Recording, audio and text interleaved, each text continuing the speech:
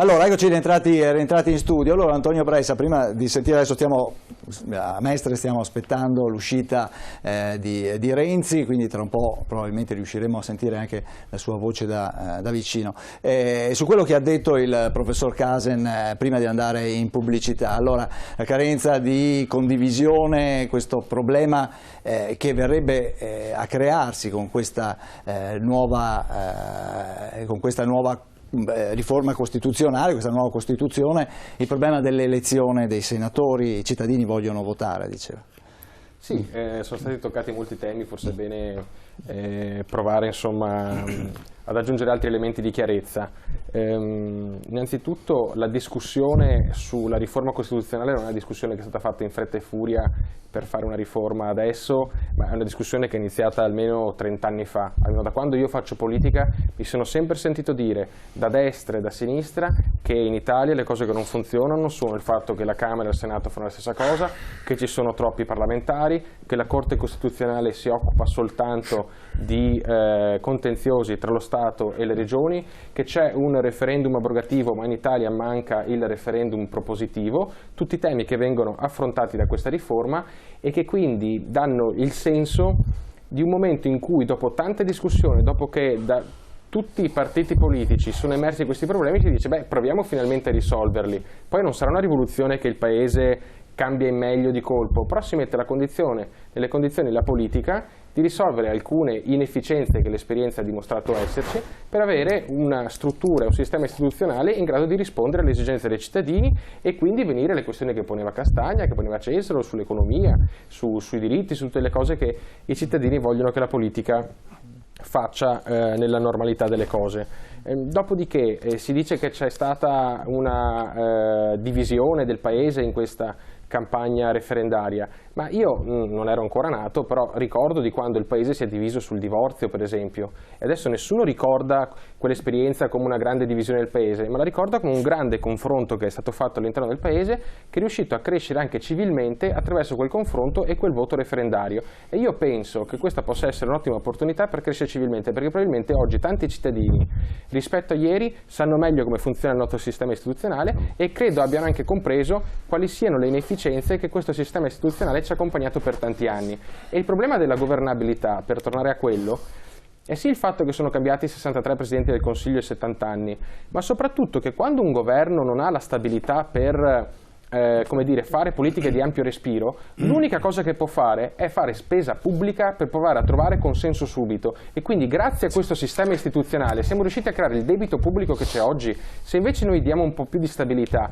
perché al di là dei risparmi, di come vengono eletti i senatori, la cosa importante di questa riforma è dare un po' di stabilità ai governi, io credo, e questo permette di fare politiche di ampio respiro, cioè non governo per prendere il mio voto alle elezioni qualche mese dopo, ma governo per le generazioni future, come spesso si dice. Poi anche il tema dell'elezione dei senatori, è bene chiarirlo una volta per tutte, perché anche qui si è sentito insomma, dire spesso, anche questa sera, che i senatori non sono eletti dai cittadini. Non è vero, perché la Costituzione, la riforma, ce l'ho qui, ho il testo scritto, dice esplicitamente che i senatori sono scelti in conformità alle scelte espresse dagli elettori per i candidati consiglieri in occasione del rinnovo degli organismi, secondo quanto stabilito dalla legge. Adesso Cesaro, capisco che la legge non c'è, però scusa Cesaro, un altro, quell'altro legge un altro ancora, per cui scusa Cesaro, funziona così, solo per capire, cioè la proprietà nel momento in cui spieghiamolo, nel momento in cui si va al voto per i consigli regionali ci saranno due schede, in una voti per i consiglieri regionali come è sempre stato fatto, nell'altra fatemi concludere e ti rispondo, nell'altra si indica quali di quei consiglieri regionali vuoi che vadano al Senato. Questo è quello che dice la riforma della Costituzione espressamente, quindi qualsiasi tipo di scelta che non fosse conforme a quanto c'è scritto nella riforma sarebbe illegittima, perché la riforma dice che devono essere indicati in base alle scelte espresse dai cittadini. Questo è chiaro, quindi è una bufala del no che viene smontata molto facilmente. Dopodiché, dove è scritto che c'è la doppia scheda e tutto il sistema? È scritto nella proposta di legge Chiti Fornaro che non può... allora va bene, è scritto nella vostra proposta. Allora, se voi siete così bravi da proporre un sistema per il quale si approva una legge che disciplina una riforma della Costituzione che non è stata ancora approvata, spiegatemi quale sistema. Ma la logica vuole che la legge che disciplina la riforma della Costituzione la potrai fare. No, però scusa, Cesaro, adesso Cesaro, però un'omelia, ma scusa, queste mi sembrano cose abbastanza semplici da capire. Se la Costituzione nuova non è approvata, non può essere approvata la legge che ne disciplina le modalità di elezione dei senatori. Ma questo mi sembra abbastanza evidente. Scusami, ma potrebbe essere. Però non c'è alternativa ad approvarla, perché la Costituzione obbliga il Parlamento a fare una legge che disciplini le modalità attraverso le quali sono i cittadini a votare i senatori. Punto. Bene, allora, sono distrutto. Domanda, quale Parlamento? Quello eletto, se sarà uno unico, la Camera, che farà le leggi e deciderà secondo la maggioranza, perché avrà sempre la maggioranza, perché ha un premio elettivo, e quindi scriverà quello che vuole. Quello che vuole, non può scriverlo, perché non è che il Parlamento diventa un dittatore assoluto senza nessun tipo di garanzia. Il Parlamento deve applicare la Costituzione. La Costituzione è di un ordinamento superiore rispetto alla legge in questo Paese. Se la Costituzione fissa un principio, la legge non può fare altro che applicare quel principio. C'è una bellissima canzone di Mina che dice parole, soltanto parole. Scusami un attimo, se io vado in ristorante e leggo la prima riga del menù e dico sì, e dopo cosa c'è scritto? E dice dopo lei si fidi, non si preoccupi, perché noi siamo un ristorante, primo ristorante di Padova, e le portiamo le cose migliori. No, scusa, decido io. E quando uno dei rappresentanti deve spendere la propria faccia e venirmi a dire io quando vado al Senato farò così, così e così, e se non lo fa non lo voto più, se no è un inciuccio, questo è un inciuccio. Ma questo è pericoloso, ma non esiste una cosa di questo genere. Ma i veri inciucci sono quelli che si fanno se non si cambia questa Costituzione. Allora, con due maggioranze diverse alla Camera e al Senato, quello è il regno degli inciucci. Nella proposta che la maggioranza, continuiamo con gli inciucci. E sottolineo la maggioranza ha presentato, non il Parlamento, la maggioranza che sostiene questo governo ha presentato, e parliamo di una riforma costituzionale, non di una legge come sul divorzio in cui le forze politiche si possono dividere. Parliamo della legge, cioè della prima legge, che deve andare bene ed è per grave tutti. Che venga considerata una legge in cui si divide il paese, sì o no, sul divorzio, sull'aborto, sull'articolo 18, come la Costituzione, che ti ricordo, seppur con la giovane età, è stata costruita e definita dai monarchici fino ai trotskisti in quella costituente, non un gruppetto, dai monarchici fino ai trotskisti. Seconda questione, c'è una norma che spiega quello che dice lei, professore. Il governo, nel momento in cui avrà la maggioranza e quindi la governabilità assoluta, perché devo avere la governabilità, faccio sommessamente notare che quando si fa riferimento ai sindaci vorrei che si ricordasse che i sindaci vengono eletti dai cittadini, cosa che il Presidente del Consiglio, io mi auguro, non avvenga. Magari Cesaro sì, ma io mi auguro non avvenga. Era presente nel 2006 questa norma, che il Presidente del Consiglio poteva essere eletto dai cittadini, e il popolo italiano votò no. Anche il PD votò no. Allora, adesso invece, modificando questa cosa, ci dice di votar sì. Quindi il sindaco ha caratteristiche profondamente diverse dal Presidente del Consiglio, il quale riceve il mandato dal Presidente della Repubblica per formare una maggioranza. Non mettiamole assieme sulla governabilità, perché quando il sindaco va via la maggioranza del sindaco, tutto il Consiglio comunale, no? Soltanto qualcuno. Abbiamo già visto. Quindi non mettiamole assieme due cose che sono distinte. Esempio, come tante altre. La norma che volevo dirle è questa. Si è stabilito nel disegno, nella proposta, che il governo ha priorità sul Parlamento nel definire quali sono le leggi che vengono presentate. Priorità. Se devo garantire la governabilità, giustamente, come prima diceva il rappresentante Volpin, è chiaro, devo garantire la governabilità, quindi ho la maggioranza assoluta, perché una parte li nomino anche, perché loro non te lo dicono che hanno anche nell'ipotesi dei nominati, altro che i cittadini votano e si scelgono. ho la maggioranza assoluta, intaso il Parlamento di proposte mie, della maggioranza, riducendo il Parlamento, posso usare il termine manipolo, di soggetti che stanno lì a osservare quello che la maggioranza fa. Ora, io mi domando e dico, come si può pensare che siamo di fronte a una cosa di utilità indispensabile quando si riduce notevolmente la capacità di rappresentanza dei cittadini attraverso i partiti che votano, perché ci sono i nominati, perché si dà un premio di maggioranza che consente, con la riforma del Senato e il combinato disposto di cui c'è scritto in quella proposta, una assoluta maggioranza senza nessun equilibrio. Mi fermo. Non mi fermo. Però perché tu parli, mi fermo. Sull'inefficienza della politica, anch'io sono convinto che la politica sia inefficiente quando non fa quello che penso io. Non dimentichiamo, non facciamo finta. La politica per me è inefficiente quando non fa o non dà risposta, non dà risposta ai miei bisogni. Quella politica per me è inefficiente. Dopodiché dico anche che i miei bisogni non sono i miei individuali, sono un po' più collettivi e quindi do un giudizio politico diverso sull'efficienza, negativo o positivo della politica. Ma non raccontiamoci le balle che 63 governi non hanno garantito la governabilità, perché in parte quello che diceva prima il professore venivano decisi di là del Tevere. D'altro canto le ricordo che c'è sempre stato un partito in questo paese che per 70 anni ha reso possibile la governabilità, e non lo dico io che allora ero iscritto a un partito che era all'opposizione, ma vogliamo dire che questo paese ha vissuto anni come quelli che stiamo vivendo adesso in questi ultimi 8 anni nei decenni precedenti? Con governi che cambiavano a Piazza del Gesù dalla mattina alla sera, ma stiamo scherzando? Avevamo un PIL che oggi ci ubricheremo per averlo in quelle condizioni, avevamo una crescita in questo paese che oggi sarebbe inimmaginabile pur con 63 governi in 70 anni.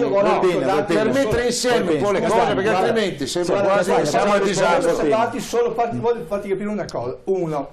Tu parli della Costituzione, io penso per tutto il rispetto che ho per l'amico lì, ho qualche anno in più, pertanto l'ho ben chiara l'ho ben chiara. Non l'ho votata neanche io, nel senso che nel senso che voglio dire, so bene come è stata fatta, perché non ho i 30 anni ma ne ho 60. Allora siamo coetanei. Ecco, perfetto, ci capiamo bene, abbiamo vissuto gli stessi riusciamo periodi. A capire. Per quanto riguarda questa riforma, se tu guardi bene, tu lo sai, come lo sappiamo tutti quanti, quindi è stata toccata soltanto una della parti del potere legislativo, perché tutti gli altri diritti fondamentali sono rimasti integri, sono rimasti lì. Dato che tu hai citato i nostri padri costituenti, sì. Allora è stato toccato soltanto. Sai perché si chiamano principi? Ti prego, guarda, ho fatto diritto costituzionale. Si chiamano principi perché sotto sono declinati. Sì, io tolgo il declinato, anche il principio viene meno. Ho fatto diritto costituzionale, so che cosa vuol dire. Perdonami, finisco. Si chiamano principi perché... Quando si arriva a toccare soltanto per velocizzare le leggi e quant'altro, io voglio ricordarti un'altra cosa: i diritti fondamentali, quelli non sono mai stati toccati. Voglio ricordare anche un'altra cosa, perché non vorrei che facessimo confusione, perché poi parliamo di destra, di sinistra, Partito Democratico. Il movimento in cui io rappresento è un movimento di centrodestra, che sia chiaro.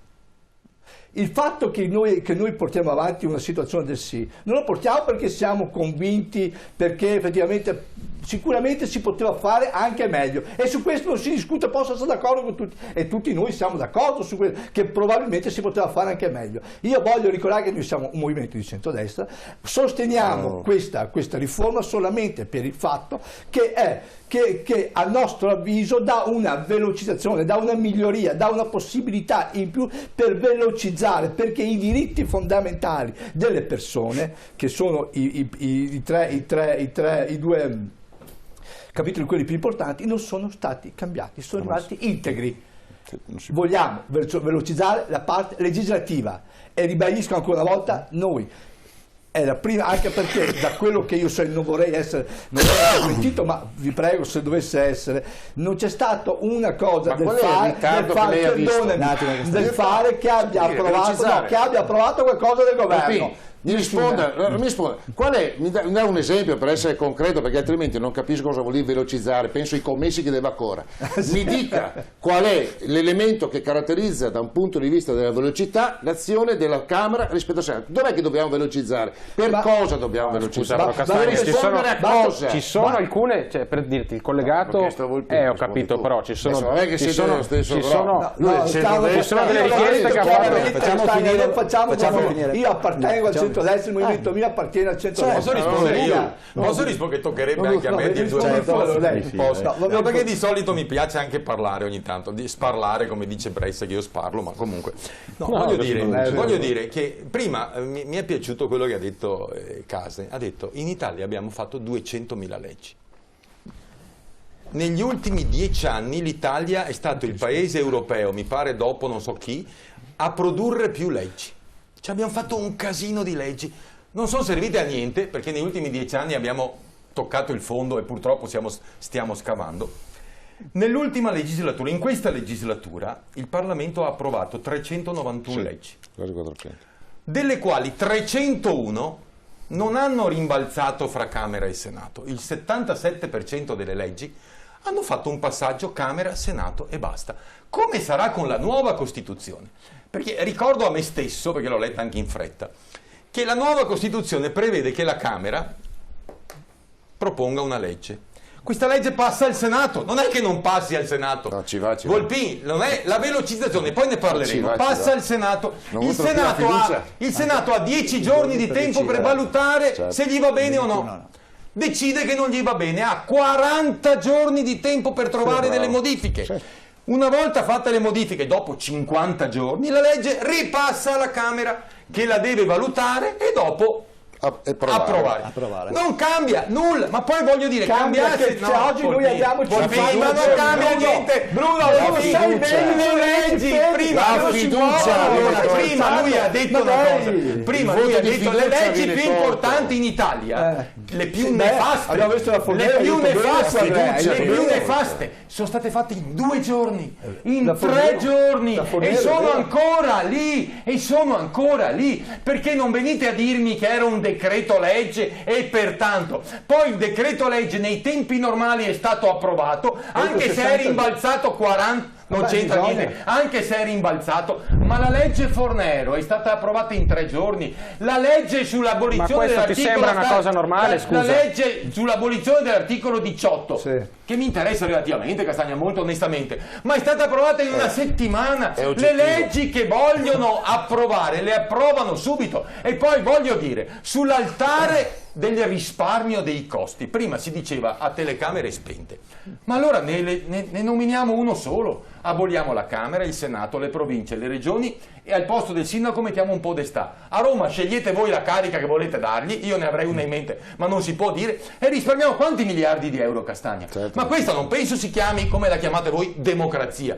Per me democrazia vuol dire che io sarei per il proporzionale puro, te dico la verità, proporzionale puro. Governabilità, ma cosa vuol dire governabilità? Cioè io voglio dire, se uno viene eletto, fa un governo, non va bene, va giù, va su un altro, non cambia niente, ma tu te lo ricordi? Noi vivevamo bene, benissimo in Italia, quando cambiavamo governo ogni 6 mesi, questa è la realtà, ma non c'entrava niente cambiare il governo. Adesso Renzi, se va in vigore la riforma costituzionale, ce lo teniamo per 50 anni, lui, poi ci sarà la Boschi, poi la Boschi farà un figlio, non il papà della Boschi, perché ha altri problemi, farà un figlio la Madia, avremo sempre quelli. Questa è la vostra democrazia. Io non la penso così, io penso che democrazia, scusatemi, detto da me è quasi una bestemmia, ma sia a votare, scegliere i nostri rappresentanti, come diceva Casey e lo diceva anche Giorgio Gaber, la democrazia è la libertà e partecipazione. La democrazia è partecipazione. Se io non voto più a nulla, cos'è che partecipo? Scusami Tullio, ma cos'è che partecipo io? È ridicola sta roba qua, perdonate, è drammatico. Rischiamo di tenerci Renzi per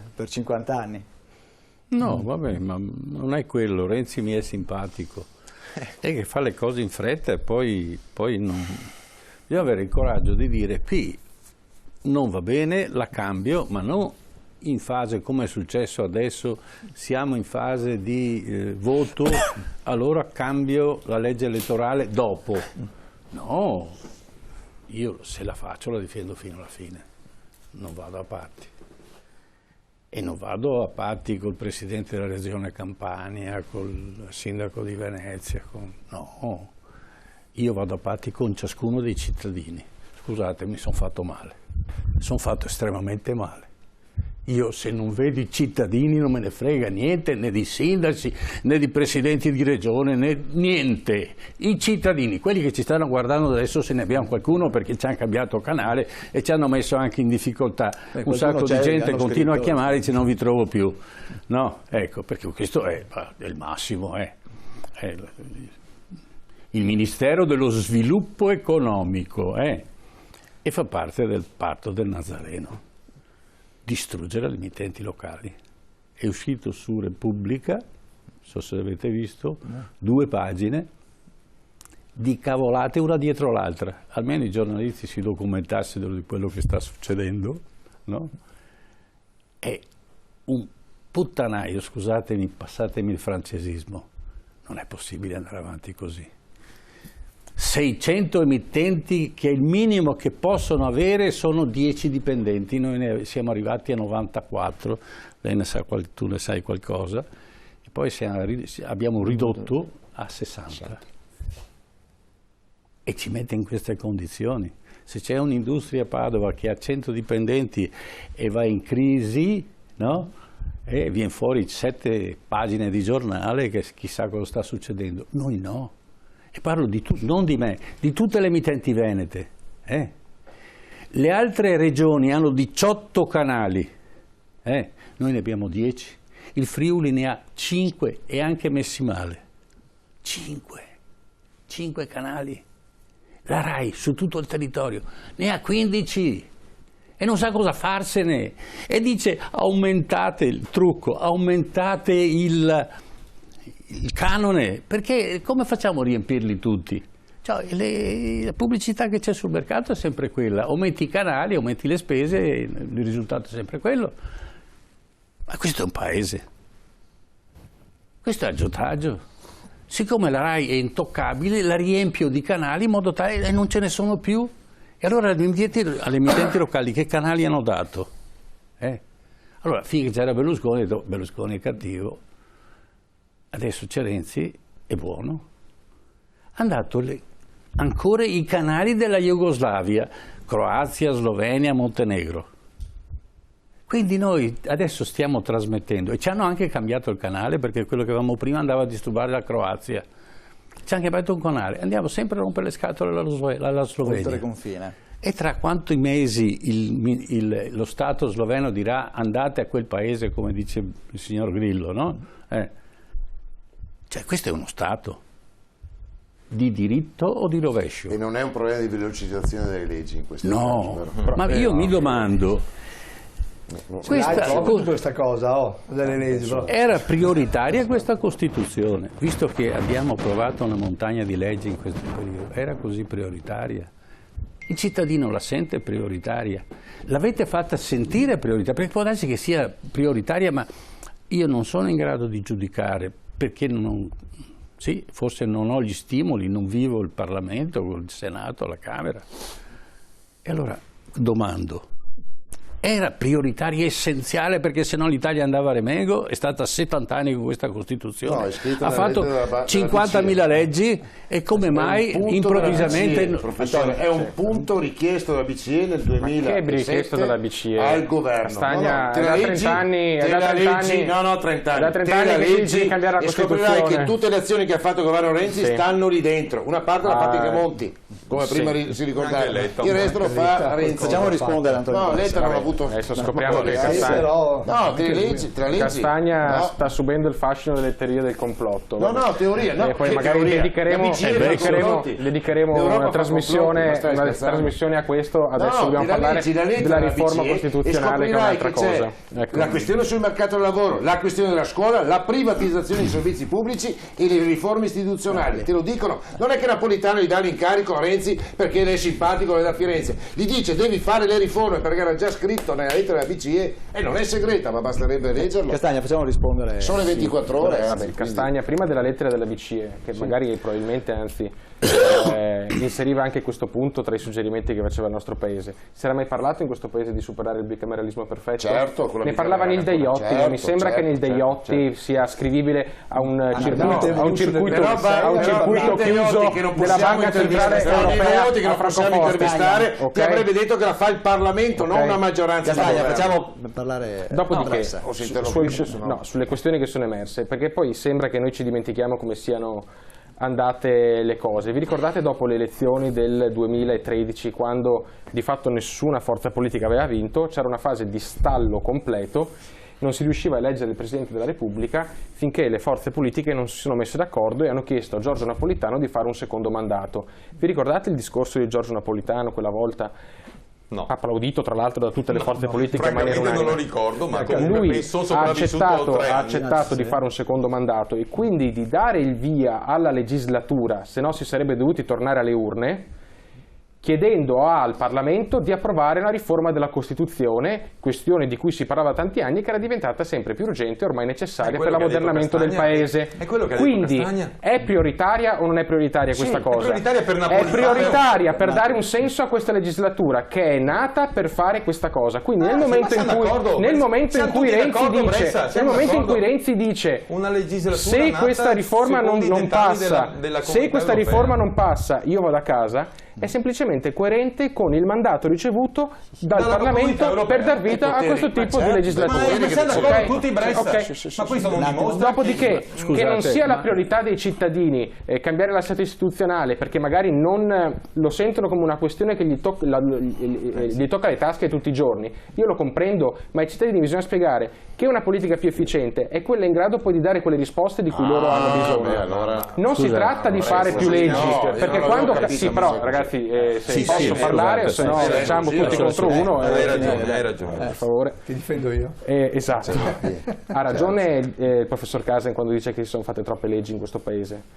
Siamo d'accordo tutti perché è un dato insomma oggettivo. Di più, però. Non serve questa riforma per fare più leggi. Questo deve essere chiaro, non serve per fare più leggi. Serve per fare le leggi, quelle necessarie e quelle utili, nei tempi ragionevoli per dare delle risposte alle esigenze della nostra società. Adesso ci sono due modi per fare le leggi. È vero che a volte si approvano le cose in un giorno, in 2 giorni, in una notte, come si dice, perché adesso ci sono solo 2 modalità per fare leggi. O si fa un decreto legge, il che vuol dire che il governo impone al Parlamento quello che vuole, impedisce la discussione dei parlamentari, tappa la bocca alla democrazia e impone la propria legge. Oppure, no, non è vero. Non è vero. Oppure l'alternativa, Cesaro, perdonami, l'alternativa è partire con il procedimento legislativo standard, chiamiamolo così, che prevede insomma il passaggio da una Camera all'altra delle leggi. Ci sono alcune leggi, per esempio il collegato agricoltura, che rispondeva delle esigenze degli agricoltori anche della nostra regione, che hanno messo 800 giorni di tempo per essere approvate. Ci sono alcune richieste, io vado spesso nelle TV locali come questa e mi viene detto che bisogna aumentare per esempio le pene per i reati, per i furti nelle case, è una questione molto sentita. Questa cosa è bloccata al Senato da anni dentro la riforma del procedimento penale. Nessuno la vuole tirare fuori, nessuno la vuole tirare fuori. Cosa voglio dire? Che tra il fatto di chiudere la bocca al Parlamento e approvare la cosa in un giorno, in 2 giorni, poi in 60 giorni deve essere approvata definitivamente, ma ovviamente non c'è nessun margine di discussione perché in 60 giorni bisogna insomma accettare quello che arriva dal governo, o far sì che le cose si insabbino al Senato o non vengano mai approvate. Penso che sia più ragionevole mettere in piedi un sistema che è previsto da questa riforma, che ti fa decidere al massimo dentro 40, 50, 60 giorni e dà un limite molto stretto ai decreti legge che potranno essere utilizzati solo in casi emergenziali. Ma chi è che lo decide? Ma scusa, mi scusi, Vittorio Bellato, chi è che decide? Scusate che abbiamo Renzi in diretta. Abbiamo Renzi in diretta con Emiliano Scancaglia. Prego. Parla Emiliano. Emiliano, puoi andare. Conosciuti Premier Renzi con la sacralità di ciò che è la Costituzione. Le chiedo quindi un po' il leitmotiv della sua campagna del sì è sostenere che il motivo del no è la paura del futuro, mentre il sì è il buon senso. Siamo cresciuti con la sacralità della Costituzione e con 15 modifiche della Carta Costituzionale. Non dimentichiamo che le modifiche che proponiamo non riguardano ciò che ha scritto il Costituente. Nessuno di noi chiede di cambiare la Repubblica Democratica fondata sul lavoro, anzi, vorremmo che ci fosse più lavoro e che quel principio fosse applicato. Nessuno di noi chiede di cambiare l'articolo 3,2 della Costituzione sull'eguaglianza sostanziale o la parte dei valori. Cambiamo la parte del titolo quinto, che ha fatto D'Alema, non De Gasperi, e che è la parte che riguarda le competenze delle regioni, che non ha funzionato, che ha dato vita a un sacco di contenzioso. E chiediamo di cambiare quella parte, il cosiddetto bicameralismo paritario, cioè il doppione tra Camera e Senato, che i costituenti non volevano, che misero come compromesso, ma che dopo 5 anni furono costretti a cambiare a partire dalla durata della legislatura del Senato. Dunque cambiare la Costituzione non è un esercizio impossibile, l'importante è cambiarla sul serio. Cosa facciamo? Riduciamo le poltrone, abbattiamo la burocrazia, diamo soltanto a una Camera il potere di dare la fiducia, facciamo quello che fanno tutti gli altri paesi. Siamo l'unico paese che ha 2 Camere, non una, che danno la fiducia. Immagini cosa potrebbe essere per un sindaco avere 2 consigli comunali, con 2 maggioranze diverse, con 2 opinioni diverse. Insomma, noi vogliamo semplicemente più semplicità, perché altrimenti l'Italia non corre. Questo è buon senso. Lei ha chiesto l'aiuto agli italiani per il voto. È un timore di non riuscire ad arrivare al voto, al sì o? Non c'è dubbio che la partita sia difficilissima. Quelli che fanno la parte di convinti che sia tutto semplice, io li invidio. Per me non è così. Io sono da 1000 giorni che sto a Palazzo Chigi e vedo quanto sia difficile provare a cambiare il paese. Ancora oggi una sentenza della Corte ci impedisce di licenziare i dirigenti che non si comportano bene. Perché? Perché bisogna chiedere il parere alle regioni, per dire quanto è complicata. Io lo so che è difficile, è complicata, è complessa, però penso anche che questo paese abbia tutto per farcela. Dopo 1000 giorni vedo un paese pieno di energie, di ricchezze, di risorse.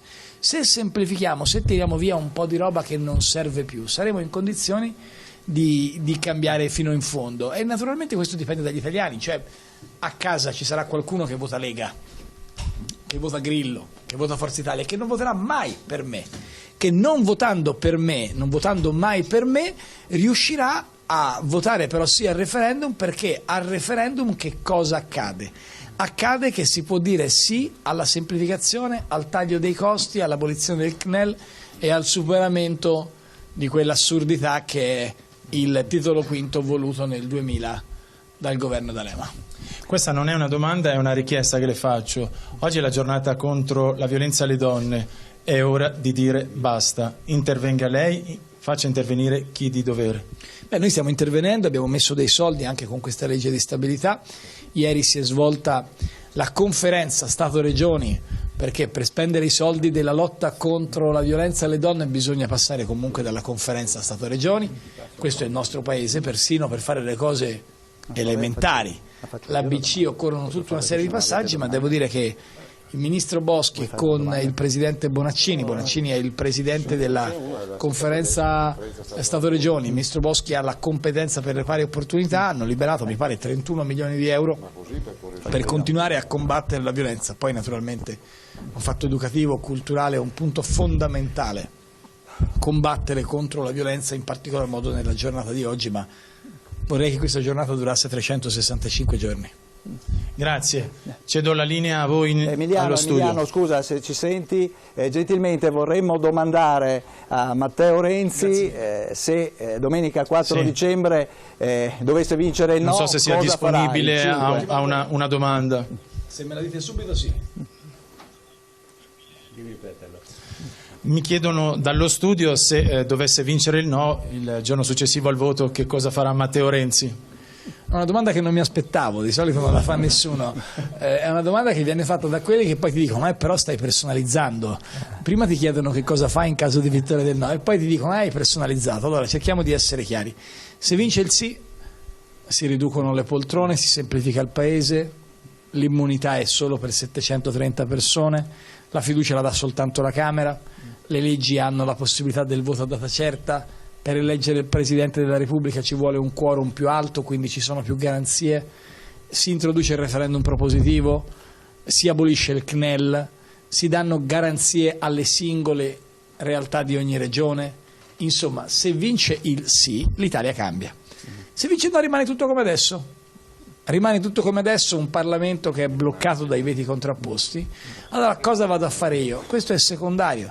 Certo è che io sono un po' diverso dagli altri politici, io non sono aggrappato alla poltrona, io non ho la preoccupazione di garantirmi un futuro, ho 41 anni, sono un boy scout di provincia, ho fatto il Presidente del Consiglio per 1000 giorni, non ho che da dire grazie al mio Paese per questo.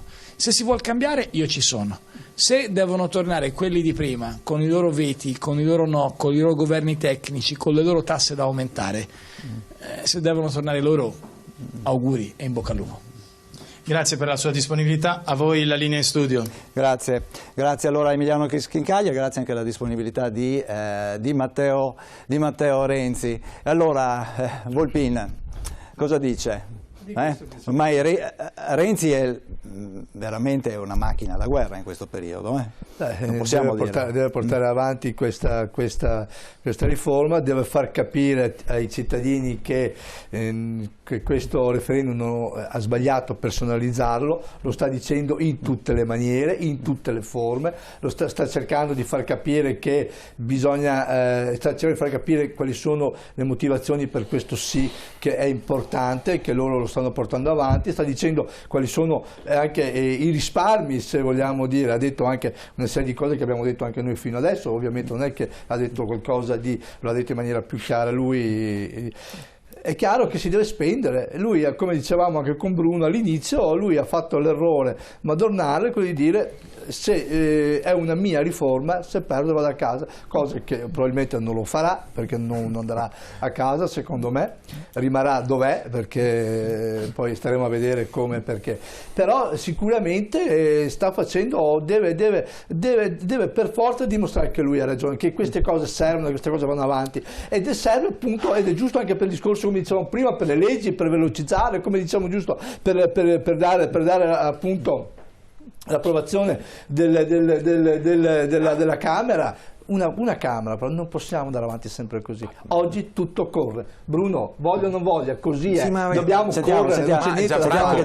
Ma io penso che un paese, ma non l'Italia, anche con tutto il rispetto. Posso dirti una cosa, Bruno? Prego. Ti chiedo scusa. Condivido quello che dice il professore. Ecco, su una cosa sono perfettamente d'accordo. Il professore, guardi, e forse glielo dico anche come sindacalista COIS, perché bisogna dire anche questo, da quello che appartengono.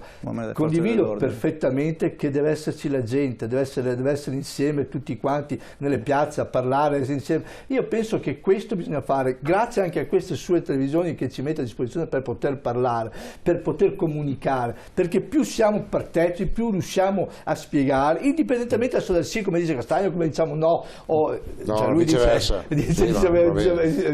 Dal sì o dal no, come stavo dicendo. Però voglio dire, la partecipazione, questo sono d'accordo, ma mi sembra che una rotta si sia cambiata, mi sembra che lo si stia facendo, lo sta girando dall'alto al basso, tutti quanti stanno mettendo, noi vediamo, basta vedere in Facebook, ognuno di noi ha il suo profilo, vediamo che ci sono serate parte dedicata al sì e no, cioè si sta facendo veramente molto in questi 15 giorni per dare spazio ai cittadini, per far capire, per essere partecipi. Forse io non voglio, no, ovviamente il professor Gase mi risponderà per se stesso, io non voglio interpretare quello che diceva lui. Io voglio sommessamente dire, e per me l'avverbio sommessamente lo uso di rado, però sommessamente vorrei dire che un paese, un qualsiasi paese, ha bisogno di buone leggi, non di leggi veloci e di tante leggi. Un paese ha bisogno di essere governato in maniera corretta, in maniera decente. Approvazioni certe. No, ma scusa, ma lasciami finire un concetto. Sì. Ti sto dicendo che a me non me ne frega nulla che una legge venga promulgata in 20 giorni piuttosto che in 50 giorni. A me interessa che venga promulgata una legge, a me venga ma le leggi che voi le leggi che sta fermi 6 mesi, un anno fermi, ma anche 3 anni, anche 3 anni, Bruno. Io mi giuro, manca una volontà politica, io divento buddista, perché devo stare tranquillo. Allora voglio dire che le leggi che questo governo ha voluto promulgare in fretta le ha promulgate in fretta, e un sindacalista non lo so, come Castagna ve lo può confermare. Le leggi che sono andate a discapito dei diritti dei lavoratori, io vorrei allargarmi anche nei diritti in genere dei cittadini, sono state promulgate in un batter d'occhio da questo governo e anche da governi precedenti, per cui la velocizzazione è una fandonia. Quello che io voglio dire, è detto da me, sembra quasi una bestemmia in un luogo sacro, è che la partecipazione, democrazia non riesco a dirlo più di 3 volte su una sera, la partecipazione viene cassata da questa riforma o sriforma costituzionale, perché io non voterò più, e come diceva Casan all'inizio, che è passata forse non particolarmente e non l'ha esaltata questo concetto, il 20% degli italiani potranno votare un governo che farà quello che vuole, perché farà quello che vuole. Perché, come diceva Castagna, questa lista elettorale metterà i capilista nominati, non votati, per cui noi non voteremo in pratica né per la Camera né tantomeno per il Senato, perché Bressa, magari se l'è sognato ieri, l'altro ieri, non lo so, perché Bressa ogni tanto ha di queste allegorie oniriche. Lui diceva che avremo 2 schede quando andremo a votare i consigli regionali, avremo 2 schede, perché gli hanno detto in via Beato, a proposito, andate via Beato Pellegrino, non avete pagato? No, com'è che funziona? Gli affitti? Ho sentito ogni cosa. Non vedo via Beato Pellegrino, mi è venuto in mente sta roba qua. Non lo so, ho letto sul giornale. Non è una questione nel quesito elettorale. No, questa no, ma neanche le 2 schede, le 3 schede, Bressa. Tu mi dici ste robe qua perché vuoi in qualche modo, tu fai il Renzi qui, no? Cioè vuoi imbonirci, vuoi venderci delle pentole, ma ti ricordo, e finisco, che il diavolo faceva le pentole ma non i coperchi, state bene attenti. Parlo di questioni reali, parlo di articoli delle 2 leggi, delle 2 schede. Parlo di articoli di legge. C'è scritto nella Costituzione nuova che ci sono 2 schede alle regionali. No, la Costituzione nuova ve l'ho letto prima, te lo rileggo un'altra volta. No, corre che lo rileggi. Chiaro, tu hai detto che ci sono 2 schede alle regionali, per cui noi indicheremo, ma è scritto lì, lo voterò il 4 dicembre. Allora, questa riforma della Costituzione, fatelo lei, se no qui non discutiamo per chi ha ragione, bisogna discutere perché la gente a casa capisce. Se non riusciamo a fare cerchiamo di spiegarlo in maniera molto semplice. La riforma scrive che la scelta dei consiglieri regionali che diventano senatori ovviamente viene fatta dai consigli regionali, ok? Su questo siamo d'accordo, ma devono essere fatte queste scelte in conformità con quanto hanno indicato gli elettori nelle elezioni che hanno formato quel consiglio regionale. Anche per i sindaci vale così. Come funziona questo meccanismo? Attraverso una legge che deve andare a disciplinare, una legge ordinaria che deve andare a disciplinare questo principio che però è sancito costituzionalmente. Per cui non si scampa. Se la Costituzione dice che i senatori devono essere scelti in conformità all'espressione dei cittadini, per forza di cose le leggi ordinarie devono adeguarsi a un principio che è costituzionalmente sancito, e di fatto c'è già una legge che non può essere approvata oggi per il semplice motivo che non si può approvare una legge che disciplina un articolo di una Costituzione che non è ancora stata approvata, perché siamo prima del 4 dicembre. Ma quella legge è già scritta e c'è già l'accordo della maggioranza dei parlamentari di approvarla e prevede che nel momento in cui andremo a votare alle elezioni regionali, oltre alla scheda per indicare i consiglieri regionali, avremo la scheda anche per indicare i senatori. È molto semplice, questa è la realtà. Ecco, io vorrei dire una cosa. Su questo che ha detto Renzi e questo che ha detto il segretario, sono assolutamente d'accordo, ma sono di un d'accordo unico. Il problema è che non ho visto la legge. Allora io mi domando, io credo che Renzi sia un grande politico e abbia un grande futuro, potrà anche dare dimissioni adesso, poi ritornerà, perché insomma figure così non è che se ne vedo tutte le mattine. Uno che parte da Torino alla mattina alle 7 e finisce a Venezia a fare la diretta con noi, io lo ringrazio, è speciale, no? E non so come faccia, io non ce la farei, neanche ce l'avrei fatta quando avevo la sua età. Ma a parte questo, mi convince sui principi, è il come che non sono d'accordo. Allora, quello che tu hai letto è perfetto, dopodiché su quel principio là io ripropongo una legge Porcellum e la votano, quindi sarà una legge Porcellum. Poi andrà alla Corte Costituzionale, di cui il Presidente del Consiglio avrà potere di eleggere i costituenti, no? I giudici costituzionali, quindi sì, non è così indifferente, abbiamo dei poteri che si sovrappongono e dopo questo sarebbe una bella cosa da discutere, magari se vieni la prossima volta. Solo una parte in realtà. Ne parliamo, sì, ne parliamo anche di questo, come diventa un potere. Ma Renzi è una persona onesta. Se va un birichino al governo con questa Costituzione, fa quello che vuole. Questa è la mia paura, perché l'ho già vista. Ero nato quando è successo, verso la fine naturalmente, ma io c'ero e ho visto il disastro di gente esagitata che non riusciva a capire il dritto dal rovescio e andava dietro a parole, come diceva Mina, e siamo finiti in un conflitto mondiale che era la fine del mondo. Assurdo. Che senso oggi, a distanza di 70 anni, 80 anni, che senso ha avuto quel conflitto? Di chi? Ha portato a che cosa? Al disastro che abbiamo oggi? Allora, per cortesia, io vorrei una Costituzione che mi difenda dai birichini. Perché è vero, anche la nostra Costituzione era perfetta. 70 anni Però fa. il Presidente del Consiglio l'ha eletto il Presidente della Repubblica senza interpellarmi, mi dispiace questo.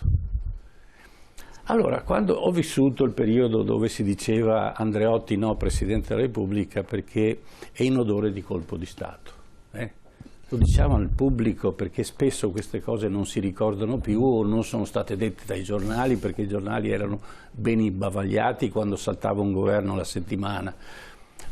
Rammento che si facevano, in Parlamento si riuniva la Democrazia Cristiana, allora cosa facciamo adesso? Era giugno, facciamo non il governo in Parlamento, facevano in Piazza del Gesù, sì, Piazza del Gesù, sì, dopo lo pubblicizzavano in Parlamento. Cosa facciamo? Facciamo il governo estivo, chi è che mettiamo? Mettiamo il fesso di turno Leone, Giovanni Leone, mettiamo Giovanni Leone, fa giugno, luglio, agosto, settembre lo cambiamo, ne mettiamo un altro.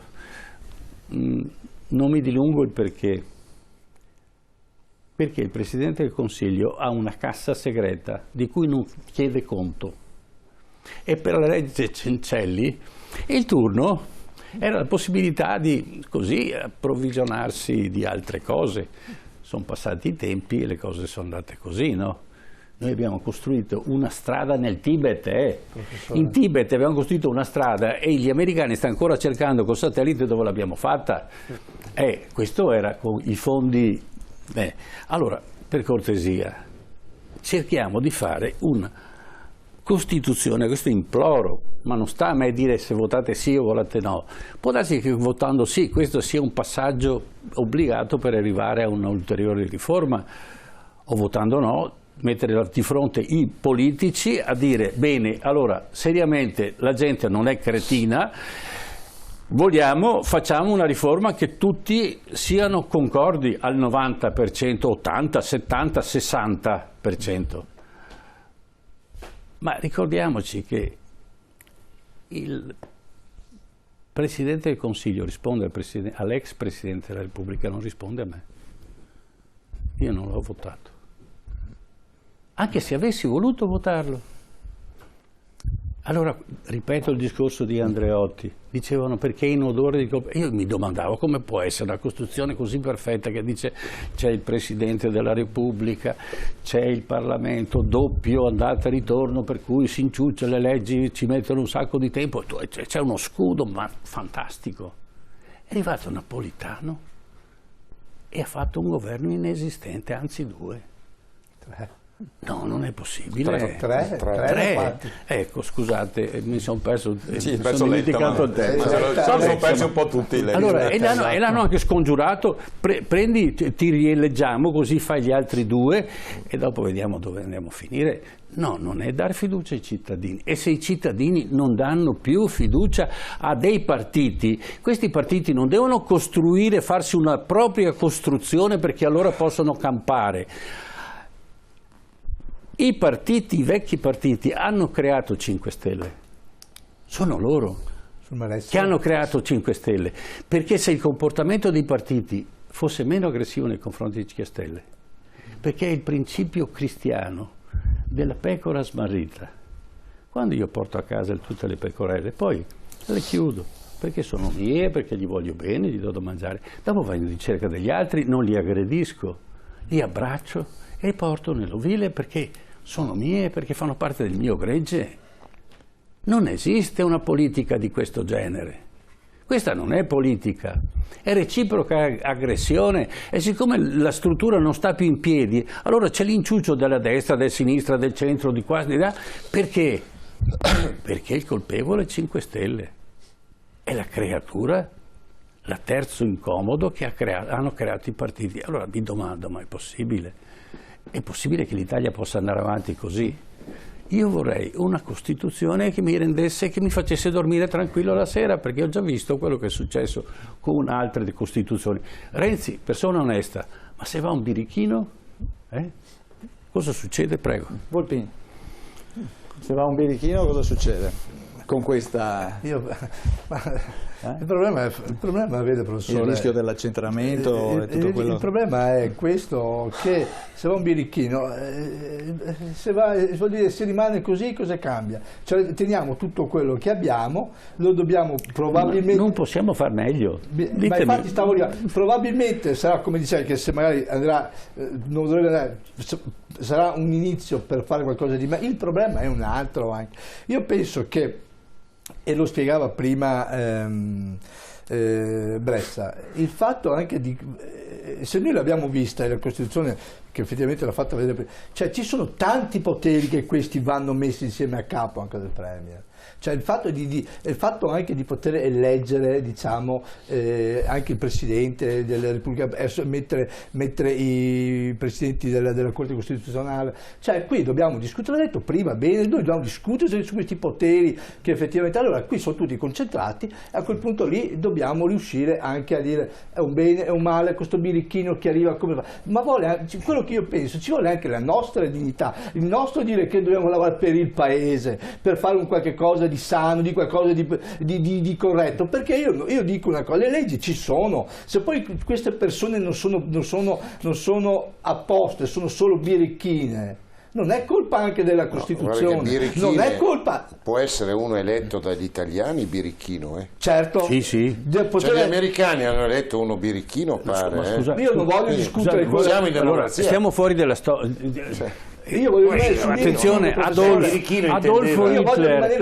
Hitler fu eletto, Mussolini no, ma Adolfo Hitler io voglio fu eletto. Birichino. Allora, il fatto che venga anche eletto e possa essere un birichino, questo dopo dovrà rispondere prima o dopo, perché poi alla fin fine noi andremo sempre a votare. Questo è, che poi ovviamente, come diceva prima la legge elettorale verrà fatta in una certa maniera, che basta che il 20% venga eletto, che avrà la maggioranza, va benissimo, lo sappiamo e finirà così, perché condivido su un punto, professore, guardi, il fatto dei 5 Stelle che l'ha creato i partiti, perché il malessere che effettivamente i partiti hanno creato in tutta questa situazione che oggi si sta vivendo, perché si vede, l'ha detto Bruno anche lui, il fatto del debito pubblico e quant'altro, è chiaro che questo malessere ha fatto sì che dico questa gente, questo movimento è andato su. Oggi un unico movimento arriva al 30-32%, uno, quando che effettivamente per arrivare al 32%, a parte oggi il PD, che non so se c'è il 30 oggi, forse qualcosa in meno. 31 60, forse. Sì, il 30 del 50%. Sì, esatto, il 30, bravo, il 30 del 50%. Esatto. Allora, voglio dire, questo noi ci dobbiamo chiedere. Noi dobbiamo dire, i nostri politici dovrebbero dire perché siamo arrivati a questo, e questa è la domanda che dobbiamo fare. Io non sto lì tanto a pensare al birichino, ti dico perché io ho un 50% di gente che non va a votare, e di quel 50% come dicevamo prima abbiamo il 30% sono che magari ma tu quanta gente pensi che vada a votare sto referendum qua? Io mi auguro tanto. Allora, gli ultimi sondaggi che non si possono neanche più citare, ma non parliamo del sì e del no, parlavano dell'affluenza alle urne. Sì. L'ultimo che ho letto io dava il 53%, più o meno il 50%, con uno scarto, più o meno come diceva Casem, più o meno quello che è la percentuale normale, il trend. Sì. Io vorrei dire qualcosa, no? Relativamente a come ho esordito stasera, a come è il mio prologo, è stato questo, che alla gente di questa riforma costituzionale, parlo alla stragrande maggioranza di quella pseudo maggioranza che andrà a votare, non gliene frega nulla. Scusatemi, io sono convinto, io con me stesso di solito mi convinco sempre quando dico, però voglio dire, perché la gente ha altri bisogni in questo momento. Oggi avete approvato il DEF, no? Per dire, uno legge e dice, caspita, c'erano 50 milioni per curare i bambini di Taranto soggetti alle esalazioni dell'Ilva. Sono spariti. È questo che qualsiasi riforma costituzionale non farà mai, è la buona volontà, come lo chiamava il tuo Premier e anche il mio Tortocollo, lo chiamava buon senso. Non si può togliere da una finanziaria, o come la si chiama adesso, una cosa che è sacrosanta, cioè dare 50 milioni di euro ai bambini di Taranto perché si possano curare dopo quello che ha fatto l'Ilva. Non interrompermi. Stai parlando del primo governo che è intervenuto mettendo 2 miliardi perché è vero, Taranto e l'hanno depennato, non si sono accorti i pugliesi, allora io stavo dicendo, ma lascia stare il primo governo, ma non siete intervenuti su nulla, non siete intervenuti su nulla voi, siete intervenuti solo a creare 150 milioni di voucher. Quest'anno saranno 150 milioni di voucher, cioè la legalizzazione del lavoro nero, e tu sai che la disoccupazione l'avete diminuita da un punto di vista statistico solo perché un voucher alla settimana, un voucher, un'ora, 10 euro, quella persona è occupata, non nei tuoi riguardi perché sai che ti voglio anche non bene, ma insomma è una vergogna nazionale che voi riteniate l'occupazione aumentata perché date un voucher la settimana a uno che sta morendo di fame. È una vergogna. Lui può parlare di quello che vuole, tanto di cappello a Trivenet che è riuscito ad avere uno scoop con il Presidente del Consiglio, ma quando lui dice quelle cose che ha proferito anche in questa vostra intervista, vuol dire che a lui non ne frega nulla della riforma costituzionale, ma gliene frega che il Paese sia con lui o contro di lui. Per cui io questa sera predico, dico, affermo, confermo, mi inalbero a dire che io sono contro di lui perché non ha fatto nulla per gli italiani, nulla per gli italiani, nulla per gli italiani. Bressa, replichiamo a... Sì, proviamo anche a riportare un po' di serenità nel dibattito. Serenità un cavolo, perché bisogna portare serenità? No, perché vuoi fare il stile moderato? Ma lascia stare, io non sono moderato e neanche sereno. Tu parla per te, sono sereno quanto Letta io. Ti ricordi, stai sereno? Che tu non sia moderato, Cesaro sostanzialmente se ne siano accorti tutti. Se poi mi vuoi permettere di avere il mio stile più moderato, più sereno, parla per te, non parla per me. Poi che ti piaccia o no, parla per te, però non per me. Per me non è un grave problema, nel senso Insomma, è un referendum a pro o contro Renzi. Avanti. È un referendum pro o contro Renzi per chi non ha argomenti nel merito e deve parlare dell'Ilva di Taranto, di Renzi, della riforma perfetta che se fosse lui il costituente avrebbe scritto e di tante altre cose, piuttosto che concentrarsi sui contenuti del quesito, che sono molto semplici e che riguardano l'abolizione, il superamento del bicameralismo perfetto, la riduzione del numero dei parlamentari, la soppressione di enti inutili che costano senza che servano a nulla e la ridefinizione delle competenze di Stato e Regioni. Di questo si parla e di questo dovranno interessarsi i cittadini che ancora non hanno avuto modo di informarsi nel merito da qua al 4 dicembre. Tutto il resto è un diversivo che viene utilizzato per cercare di dare una spallata a un governo, quando in realtà il momento in cui si deciderà se questo governo ha fatto bene o ha fatto male, per me ha fatto bene, per Cesare ha fatto male, gli italiani lo decideranno, sarà il momento in cui si arriverà alle elezioni politiche. Un paese maturo e un paese serio vota sulla base del merito, quando c'è un referendum vota sul quesito, quando ci sono le politiche vota sul governo.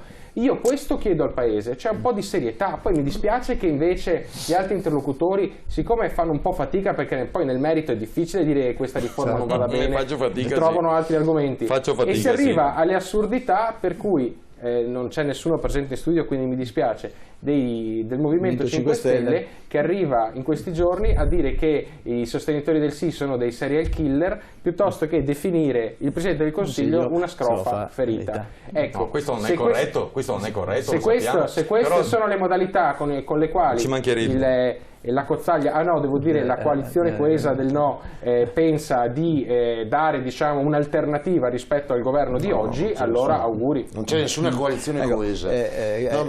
Ma ci volevo stare anch'io, però davvero francamente è complicato per le argomentazioni che usa Bressa. Perché?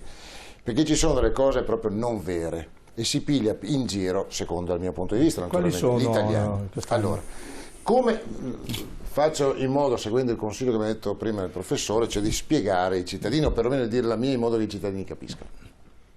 Perché si applica il voto di fiducia? Perché il governo, quando emana una legge, tenta, attraverso il voto di fiducia, di contenere la sua maggioranza, di blindare, come si dice, la maggioranza. Cosa succederà con la nuova Costituzione e il combinato disposto? Che il governo avrà la stessa condizione, cioè il governo aspira ad avere una cosa come il decreto di voto di fiducia in una situazione normale. Blinda la sua maggioranza. Ma fino adesso che è stato fatto, te l'ho detto prima, 73 cose contro i 33 del Parlamento. Volpin, quello è. Le leggi non passano perché passano dalla Camera e al Senato, le leggi non passano quando manca una volontà politica. Ma se io ho una maggioranza coesa, come il voto di fiducia dimostra, tutte le leggi che io propongo passano, siamo d'accordo su questo? Perfetto. Nella proposta che fa il Partito Democratico e la maggioranza che lo sostiene, per cui capisco che tu sei per il sì, non è che penso che sei diventato di centrodestra e innamorato di Renzi, capisco, perché il tuo fare sostiene questa maggioranza, pur non essendo una maggioranza, perché la maggioranza hanno Verdini, ma non tutta la destra, l'ho detto subito, noi non sosteniamo il governo, l'abbiamo detto, siamo di centrodestra e continueremo ad esserlo. Sosteniamo questa, ti ringrazio di questa riforma solo perché effettivamente a nostro avviso come movimento, e lo stesso il nostro leader lo porta avanti, è il fatto di dire che noi questo qui, cioè sia chiaro, perché non c'è stata una che almeno io ricordo e lo ripeto. Ti ringrazio di averlo ribadito, che voi sostenete questa maggioranza e il Presidente del Consiglio. Io ribadisco ancora una volta che noi sosteniamo il referendum solamente perché il fatto riteniamo la coerenza di avere non serve il motivo. Non serve il motivo. Hai ribadito. Io ribadisco, perdonami, io ribadisco che siamo ancora del centrodestra. Il fare non ha mai dato la fiducia al governo Renzi, mai, è sempre rimasto l'opposizione e continua a essere l'opposizione. Sta dando solamente in questo momento, in questo del referendum, solamente per un motivo di coerenza, perché si ritiene che scusa un attimo, io non sto discutendo che voi avete che sia chiaro, perché sembra che noi possiamo dalla parte Chi è che sostiene il sì? Chi è che sostiene il sì? Da dove parte il sì? Parte dalla maggioranza di governo, su questo siamo d'accordo? Sì, d'accordo. Chiaro? Non è il sì, non è una riforma costituzionale del Parlamento questa, è una riforma costituzionale proposta dal governo. giusto? Sul mandato che aveva ricevuto, Bressa prima ce l'ha detto, quindi una riforma costituzionale di una parte e voi sostenete quella parte. Il referendum. Ho capito che è il referendum, ma c'è una logica? No, c'è una logica, scusa Castagna. La mia logica, non ti permetto. La mia logica è la mia, la tua può essere diversa, ma la mia io la vedo così. Ma non è che se uno vota sì al referendum appoggia il governo. No, io non ho l'appoggio, io non mi risulta. Facciamo finire. C'è una maggioranza che ha fatto la proposta di modifica costituzionale. Perfetto. Quella maggioranza è il governo. Sì. Oltre a quel sì ci siete voi. E altri. Non sta a fare domande, va avanti, dai. Chiaro, non finiamo più. Chiaro.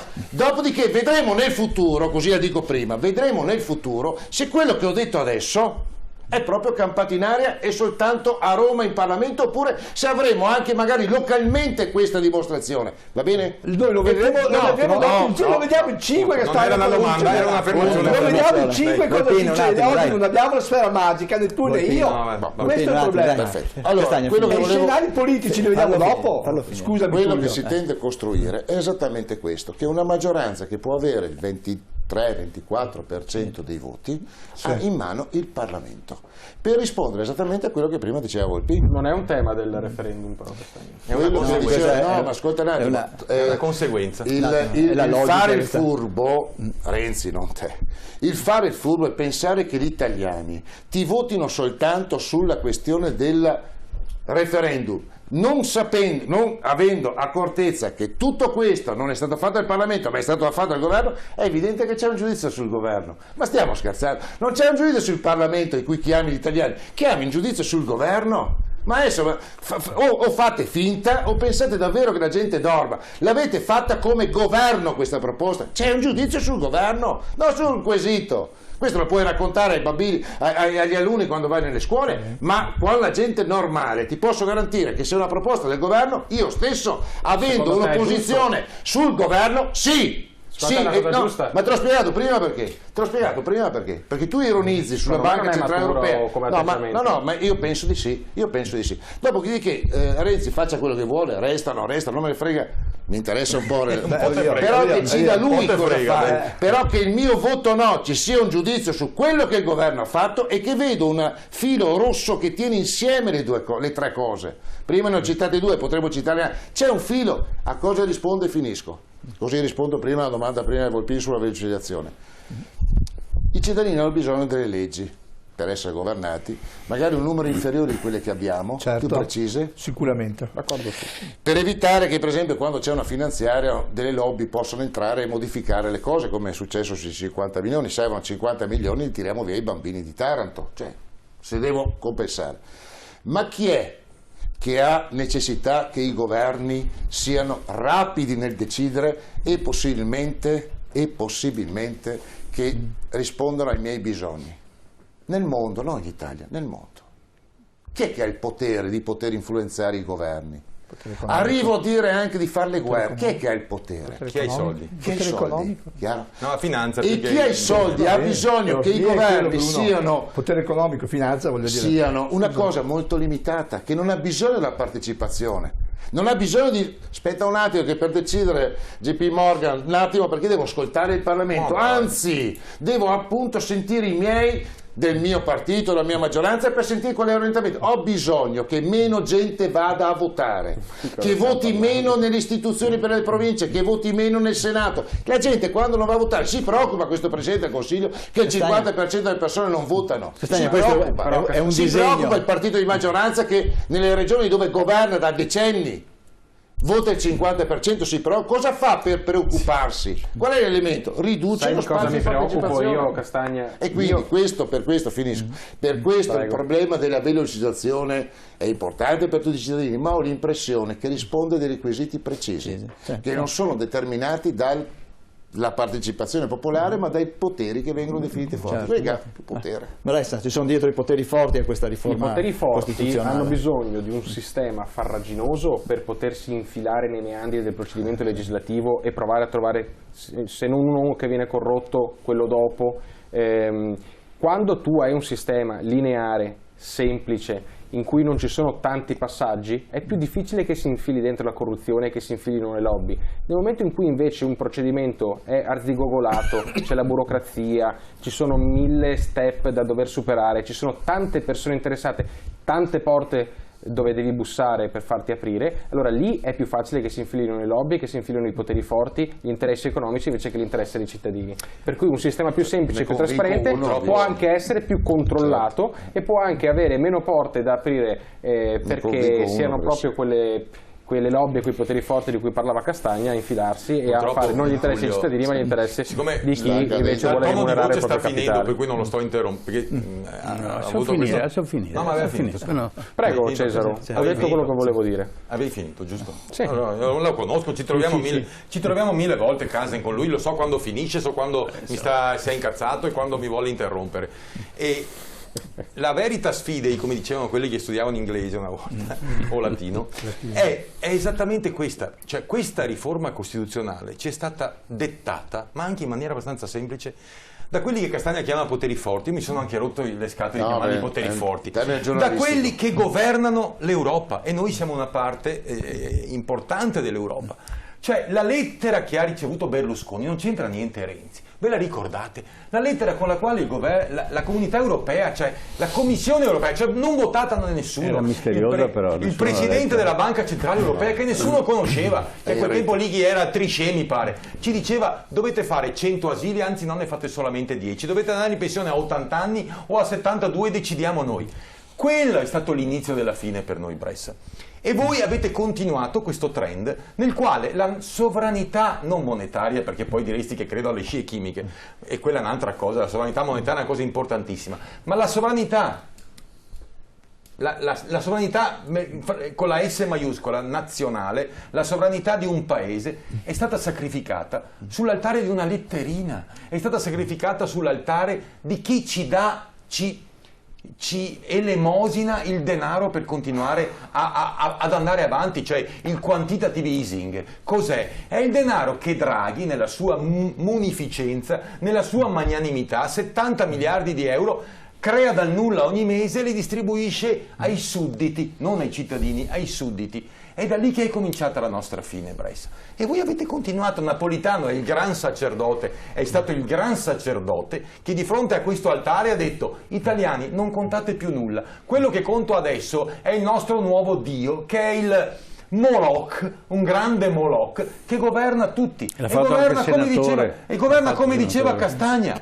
Governa con il denaro, con i soldi, e tu puoi dire: ma dal tuo punto di vista hai ragione, tu ci credi forse anche. Una volta, una settimana fa ti ho detto: non credi neanche tu a quello che dici. Invece ormai penso che tu ci creda, e che è anche più grave, voglio dire. Ma cioè è la fine di quella che noi riteniamo una società, uno stato normale, Bressa, capisci?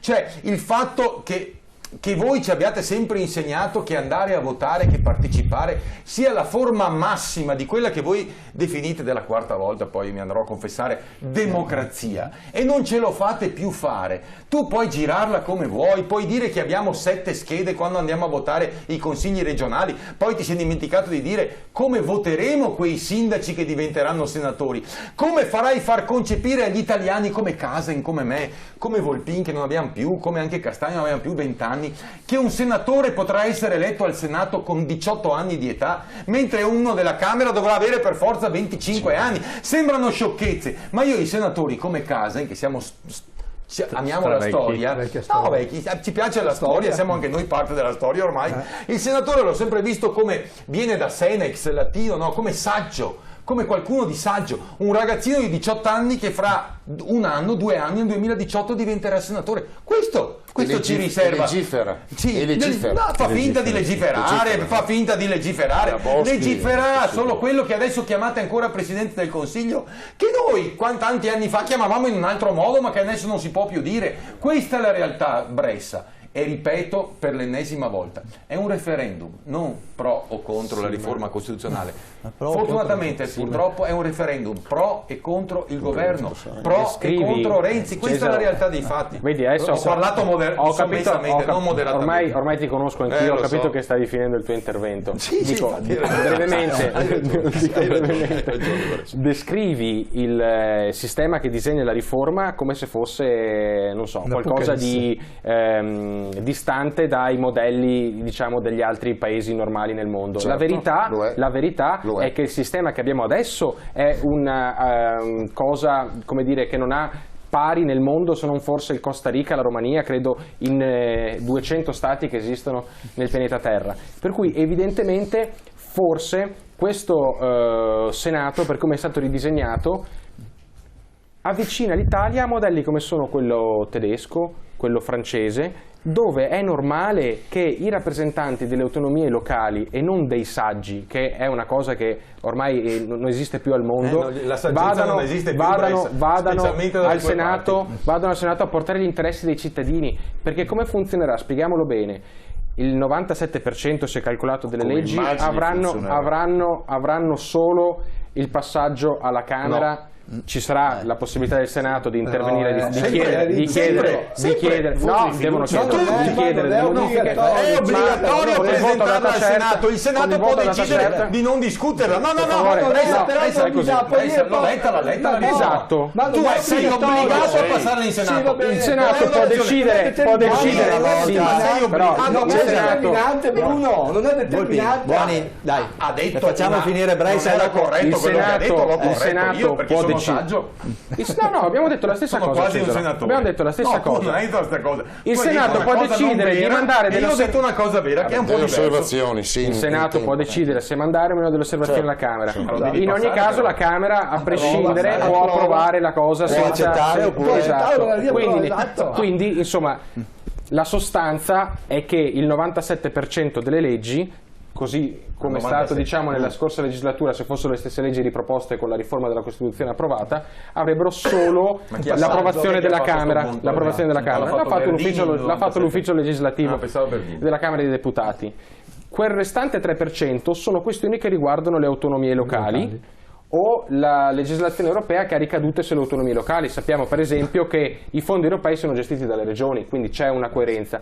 Quel 3% viene scelto non solo dalla Camera che segue la politica nazionale, ma anche dai sindaci, dei consigli regionali che rappresentano il territorio e che hanno il contatto quotidiano con le problematiche del territorio, con la realtà del territorio, vanno a Roma quella volta ogni tanto che succede che c'è il procedimento che non è monocamerale ma è bicamerale e dicono siamo d'accordo, per favore però siamo d'accordo o meno con questa siamo d'accordo o meno con questa legge che viene proposta dalla Camera. Allora, punto. È una semplificazione che avvicina le esigenze delle persone al procedimento legislativo, perché adesso invece i sindaci e i consiglieri regionali non hanno la possibilità, i sindaci e le regioni non hanno la possibilità di intervenire nel procedimento legislativo, mentre i saggi senatori, che probabilmente i nostri concittadini neanche sanno chi sono, oggi hanno molto più potere, hanno molti più soldi e molto difficilmente riescono a rispondere alle esigenze dei cittadini, così come fanno invece i sindaci e i consigli regionali che sono direttamente eletti sul territorio.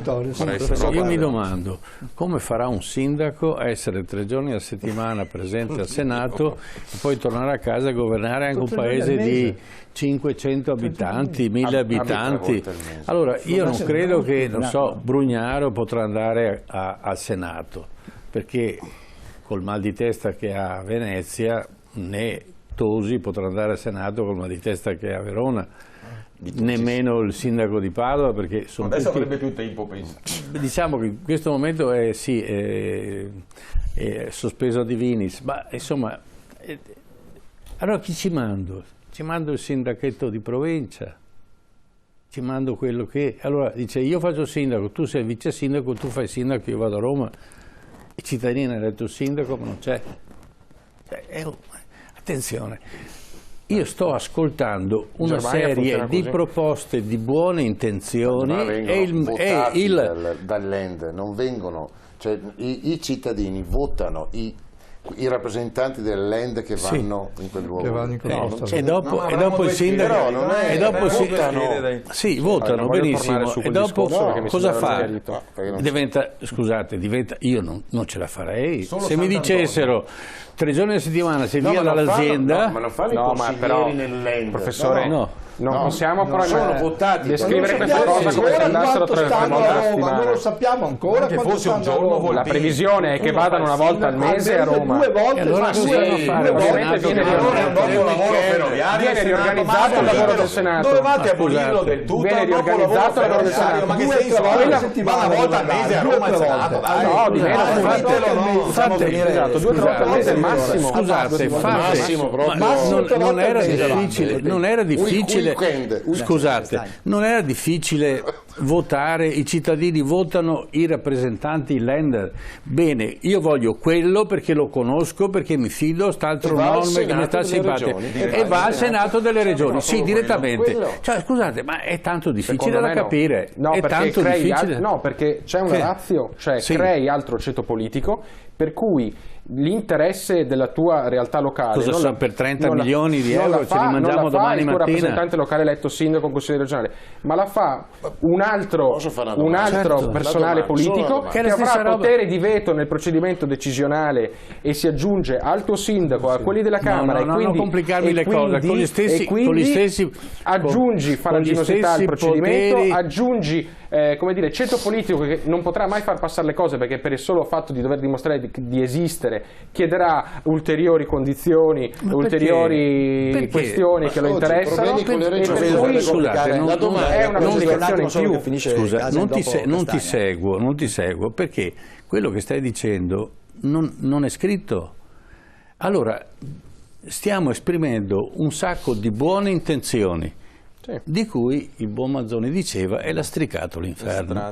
No, allora, ma queste buone intenzioni, quando leggo la Costituzione, leggo la legge elettorale, non mi ritrovo, perché lì ci sono dei buchi tali per cui, ripeto, arriva il birichino di turno, e ne abbiamo avuti in tempi passati, fa quello che vuole, cambia la legge elettorale dopo 2 giorni. Perché? Perché ha il potere del Parlamento, e lo decide lui comanda. Ma le garanzie è la stessa situazione, attenzione, che si trova agli Stati Uniti in questo momento. Abbiamo un Presidente, un Senato, abbiamo tutta la maggioranza, il Congresso è tutto repubblicano, e questo mi preoccupa, molto. È la stessa cosa che succederà qua con questa Costituzione.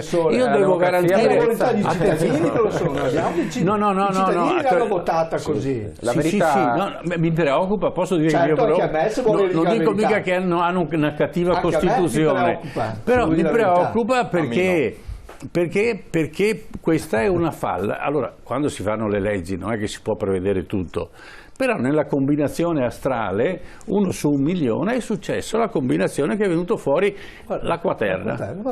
Allora, lui eleggerà avrà l'appoggio del Senato, avrà l'appoggio dei politici, potrà eleggere tutto quello che vuole. Perché alle spalle c'è un partito che lo appoggia, non tutto è, insomma, un po' alla volta può darsi che succeda. Questo mi preoccupa, perché quando il potere è in mano a uno solo, per quanta buona intenzione abbia, fa disastri. Allora io torno un attimo alla storia, no? Quando è salito il comunismo in Unione Sovietica, per 4 anni la gente stava da Dio. Aveva tutte quelle cose che non aveva mai avuto. Parliamo del popolino. E parliamo del 17. Parliamo del 17, 18, 19, no? Aveva tutto. Dopodiché,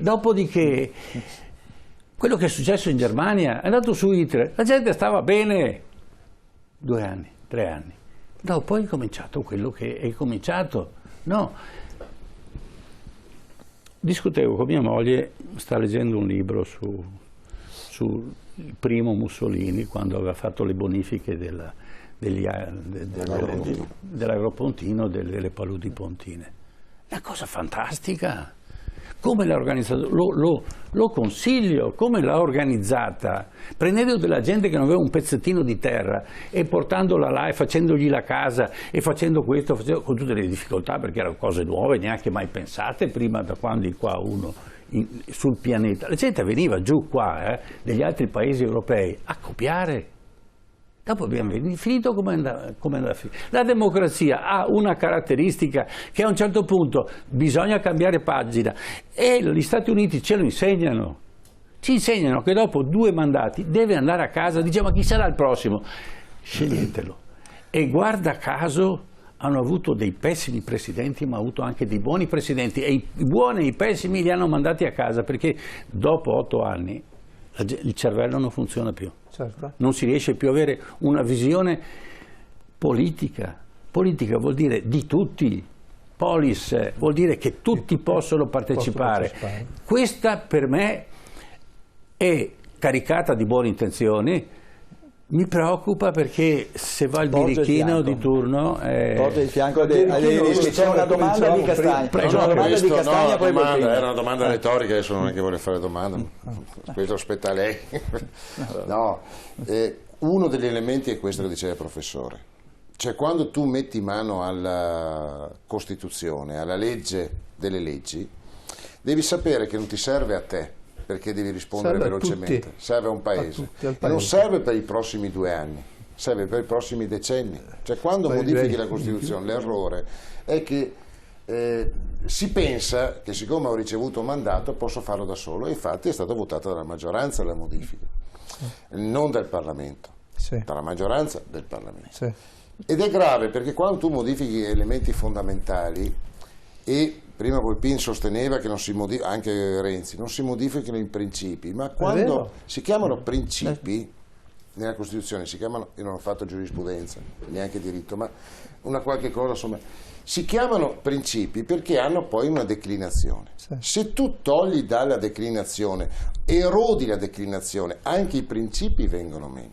Cioè non è che il tetto rimane se le fondamenta, o viceversa, anche viceversa può succedere. Quindi, prima questione. Seconda questione, il pericolo che dice lui. Se questo paese, adesso, ci sono alcuni esempi in Europa, mi pare, pericolosi, abbiamo considerato pericolosi, persino il governo lo considera pericolosi, chi innalza i muri, chi mette reticolati. Questo vento qua, io con questa Costituzione lo aumento la possibilità che abbia ancora più potere senza bilanciamenti, fermo restando la volontà popolare, perché se vota il popolo. Ma se il popolo, dal mio punto di vista, sbaglia nel votare, questo tipo di Costituzione mi difende, mi argina da pericoli ulteriori oppure no? Chiarissimo, Castagna. Un'altra? No, per quello serve, è una riforma che serve a qualcuno, ma per velocizzare, non per garantire. Perché se fosse stata per garantire, la volontà la si trova dal punto di vista popolare. Io non voterò...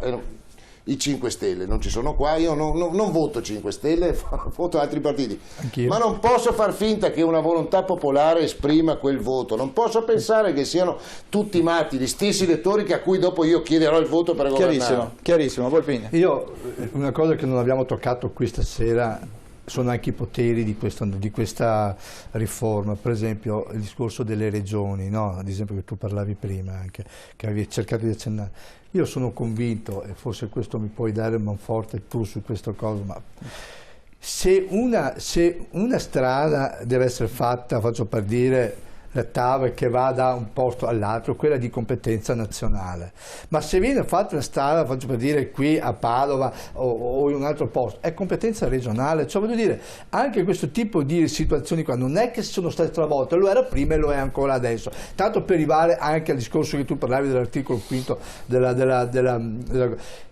delle competenze, per quanto riguarda anche i venti che stanno cambiando i muri o quant'altro, come ti dicevi, io faccio riferimento a una cosa, guarda, se la maggior parte degli stati europei hanno una sola Camera che va a legiferare, allora dico, o sono bravi loro e non capiamo niente noi, o viceversa, perché parto dal presupposto, come ho detto prima dall'inizio, che noi dobbiamo correre, non possiamo più fermarci, cioè di ragionare. condivido, credimi, guarda, perché quello che diceva di ragionare.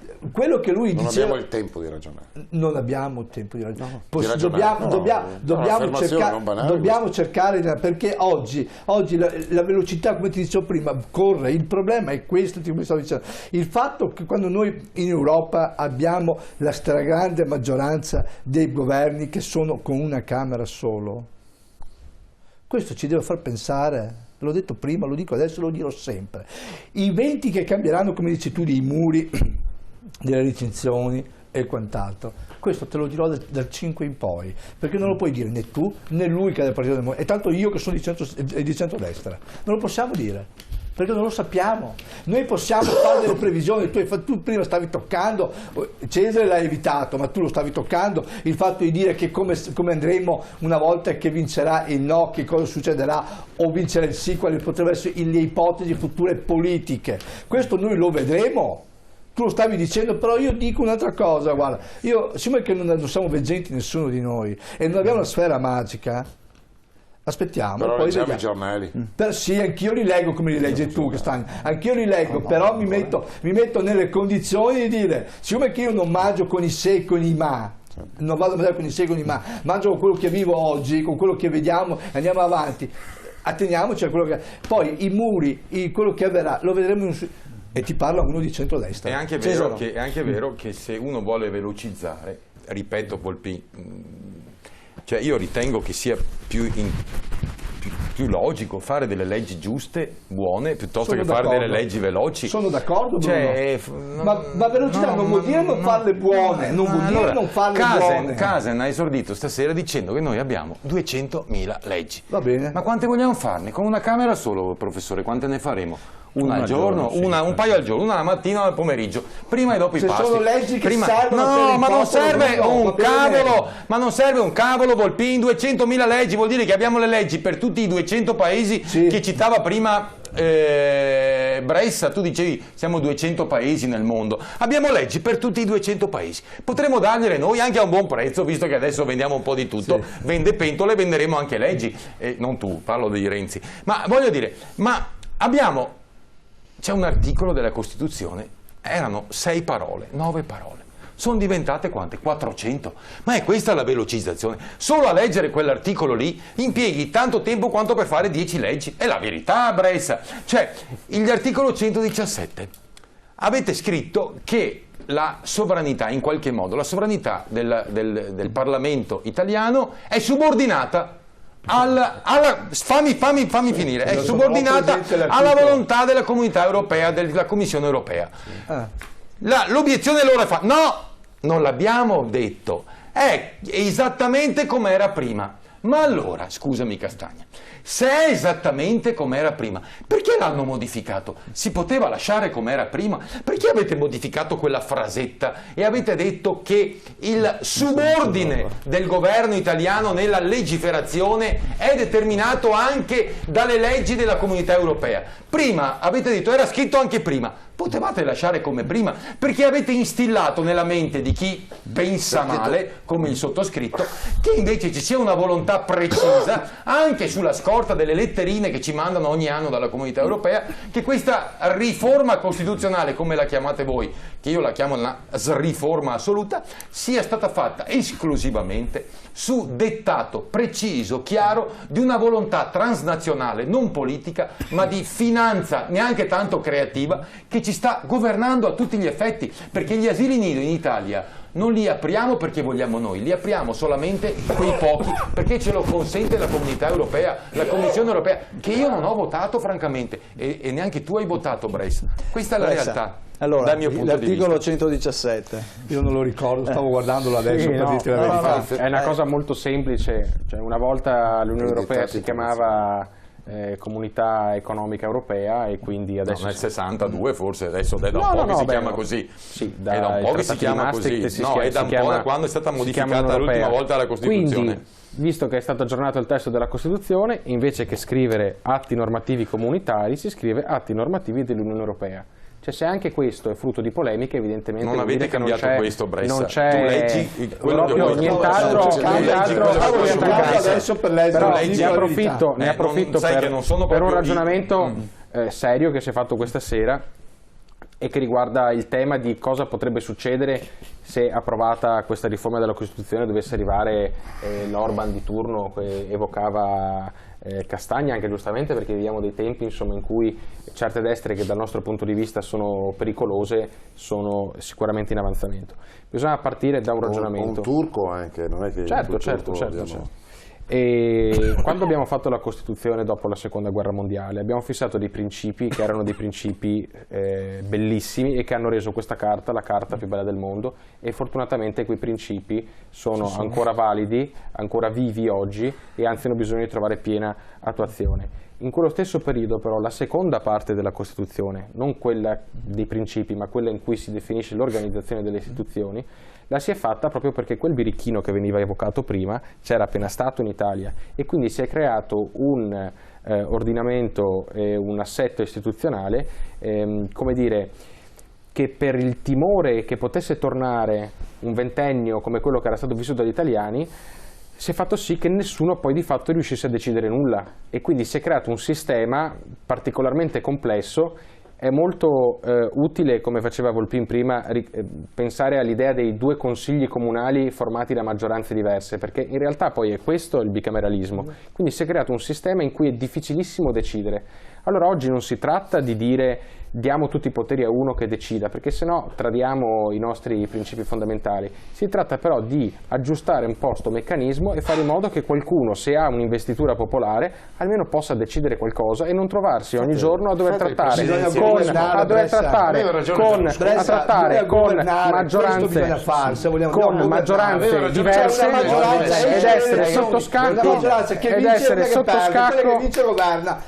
sotto scacco degli accordi politici, degli inciuci, perché poi le stesse persone che ci dicono ma questa riforma l'avete fatta anche con i fuoriusciti del centrodestra, e parlano degli inciuci, no, del Partito Democratico che allarga ad altre forze. Sono gli stessi che li vogliono gli inciuci, perché nel momento in cui si tiene un sistema così come oggi, e magari anche con una legge proporzionale che mi sembra essere tornata di moda in questo paese, si creano le condizioni perfette perché nessuno, potendo governare, è costretto a doversi mettere d'accordo con gli altri e con chi si rende disponibile sul mercato. Questo è il sistema che volete voi, ed è questo il sistema che vogliamo superare. Dopodiché termino Cesaro e ti lascio replicare. Termino e vi lascio replicare. Dopodiché bisogna aggiungere, perché è un passaggio fondamentale anche rispetto alle cose che diceva il professore, che restano tutte le garanzie costituzionali, perché il Presidente della Repubblica ha il potere di non firmare una legge promulgata anche dal 90% del Parlamento se in violazione dei principi della Costituzione.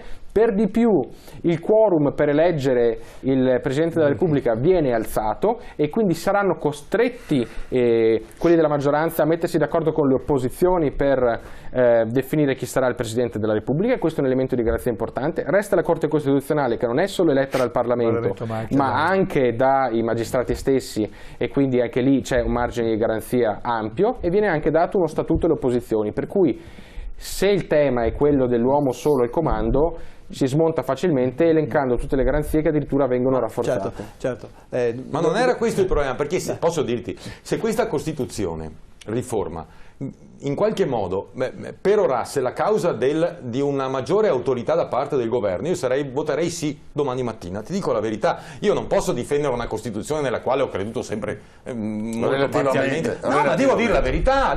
Quando lui dice la Costituzione più bella del mondo, lo dice così perché l'ha detto Benigni, poi Benigni si è un po' per strada, si è un po' impacciato. No, quello che voglio dire, voi dovevate fare una cosa semplicissima per evitare i Verdini e tutta sta gente che dovevate eliminare il vincolo di mandato, no? Questo io l'avrei votato domani mattina a Brescia, cioè quando uno viene eletto con Sinistra Italiana, anche con il proporzionale. Ma questa è un'altra cosa. La riforma, farlo, cosa vi costava? Ma la riforma tocca altre questioni. Gli italiani, Castagna, vorrebbero delle cose comprensibili, no? Cioè dire, se Castagna viene eletto con Sinistra Italiana, con un programma, o lui resta in Sinistra Italiana e vota quel programma, se no va a casa, non va con Renzi come il migliore.